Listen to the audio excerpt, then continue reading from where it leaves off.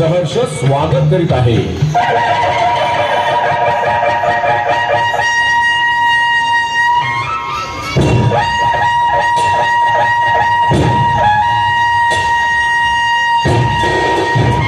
मंडळ यंदा 44व्या वर्षात यशस्वी पदार्पण करीत आहे। नेत्रसुखद रोषणाई आणि भव्य हलके देखावे यांच्या उज्ज्वल परंपरेस अनुसरून मंडळाने यावर्षी सादर केलेला देखावा सद्गुरू श्री शंकर महाराज यांचा जन्म। सद्गुरू श्री शंकर महाराज यांचा जन्म। मैं कैलाश का रहने वाला, मेरा नाम है शंकर।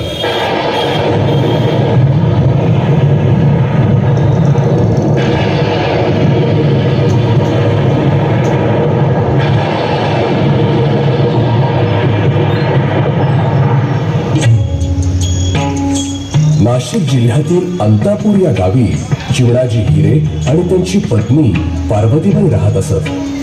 गुण्यागोविंदाने चाललेल्या त्यांच्या संसारात एकच खंत होती। चिमणाजी आणि पार्वतीबाई निपुत्रिक होते। अहो, आपल्या सोन्यासारख्या संसारात एखादं मूल आपल्या पोटी आलं तर घर सुखाच्या साऱ्या दालनाने भरून जाईल, नाही? अगदी खरं। पण पार्वती त्याच्या मर्जीशिवाय काहीही शक्य नाहीये हे आपण जाणतोच ना। भगवान महादेवाची जशी इच्छा असेल त्यानुसारच सर्व काही होईल।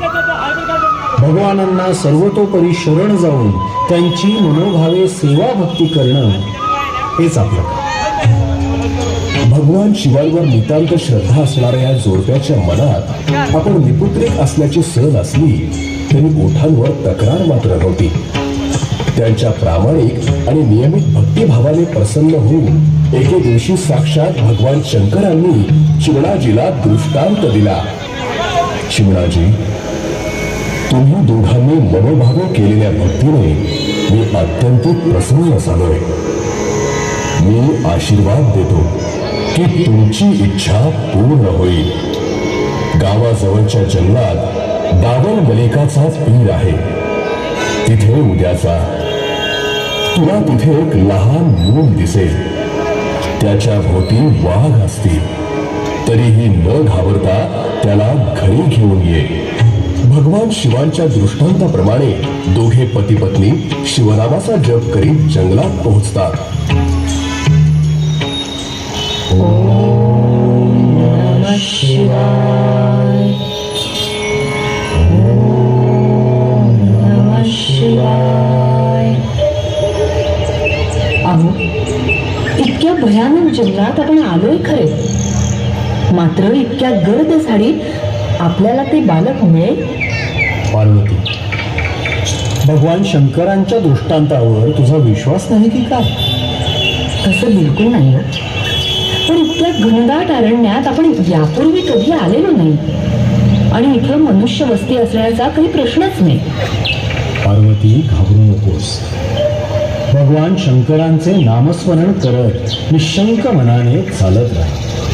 ओम नमः शिवाय, ओम नमः शिवाय। दोघे पती पत्नी ओम नमः शिवायचा जप करू लागतात। इतक्यात काही अंतरावरून बाळाच्या हसण्या खेळण्याचा आवाज ऐकू येऊ लागला।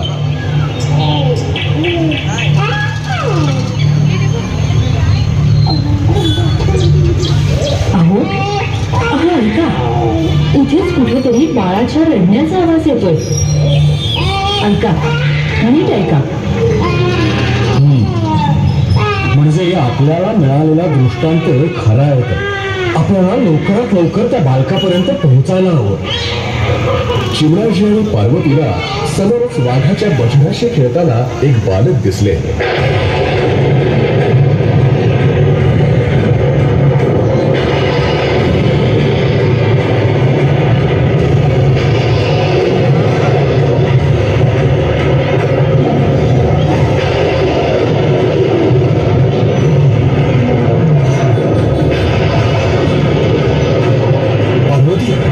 ते पहा, ते बालक, पण ते त्या वाघांच्या गराड्यात आहे।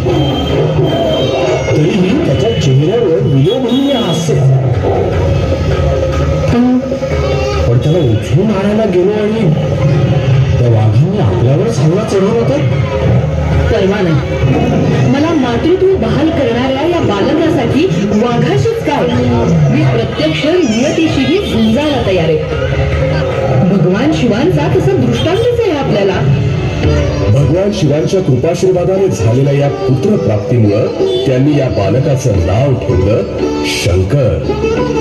हेच ते जगविख्यात अवलिया श्री शंकर महाराज.